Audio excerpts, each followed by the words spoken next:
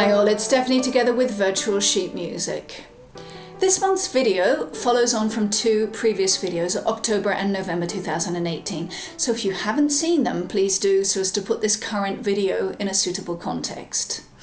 Also, these videos, whilst geared towards the classroom music teacher, should still be able to offer some tips for enlivening up the private instrumental lesson. I'd hope too that the more discerning students out there might be able to better glean the importance of a rounded musical education and be stimulated to expect more from their teachers. And finally, for the generalist out there, all of us have a vested interest in the future, in this case musical future. Hence these videos based around teaching and learning should still provide food for thought. On now with today's theme, which is practical tasks in the classroom. So last month I talked about how valid themes can provide a logical framework that allow different perspectives that seriously open up the world of music learning. To exemplify, I'd chosen the theme of humour, which I'll continue using this month. Remember though that in another few months I'll be providing a range of resources for various ages, so if the topic or musical material is not applicable to your age range, don't worry. Get an idea of how my various discussions can help, hopefully, enrich your current study programs, and when my resources are available, applying them will be a cinch. So in my last video connected with the theme of humour, I referred to various repertoire, Mozart's musical joke, a scherzo from one of Beethoven's symphonies, and his piano rondo a capriccio, opus 129.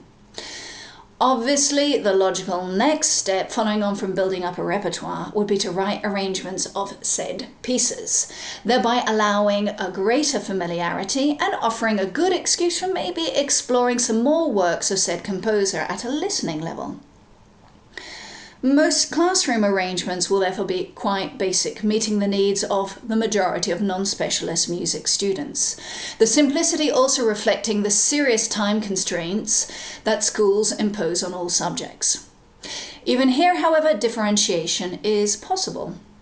In keyboard classes, for instance, this is easy, with ability levels respected thanks to the wonderful invention known as headphones. Obviously, great pianists can work on composer-related repertoire at their own level, so it's always useful having a good stock of harder piano repertoire.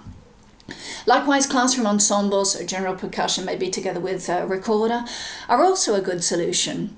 With technical difficulties kept to a minimum, easy gratification for students is possible, and they can also rotate between the parts, thereby experiencing musical roles, melody versus accompaniment. For wind band and orchestras, by all means, grab hold of generic arrangements which divide parts into competency levels or key transpositional instruments, or indeed both. I'm not a fan personally, as they often do little to bring out instrumental colours, but they are great if you want to save time. Anyhow, using the scherzo from Beethoven's Symphony No. 2, I've placed examples of these three instrumental ensemble possibilities below, which you are free to download. Remember that I've kept the level pretty basic to meet the needs of the classroom majority. As regards good or excellent performers in your class, I've found that the best way to keep them happy is to make them play an instrument that isn't theirs. Failing that, they really need to be supplied with a more difficult instrumental part, a hassle in terms of extra writing, but necessary to stave off student boredom. Finally, singing, an important practical activity essential for a balanced musical diet. Now, seeing as it's almost Christmas, I'm going to choose one choral number that falls way outside the traditional repertoire, and that's Tom Lehrer's satirical A Christmas Carol. As far as humour goes, well, you can't get much better, though it is quite simply shocking when you consider it was written in the 1950s.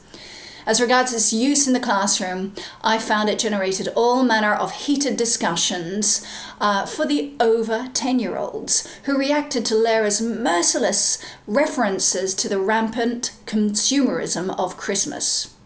Now, we're all aware that the theme of consumerism is very relevant in the 21st century, from clarifying what our values are as people through to related areas such as environmentalism.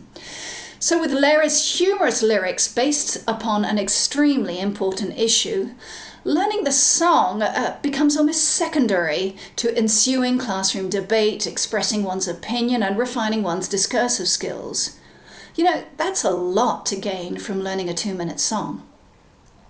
I hope you're beginning to see the link up that's forming between the various musical activities that exist.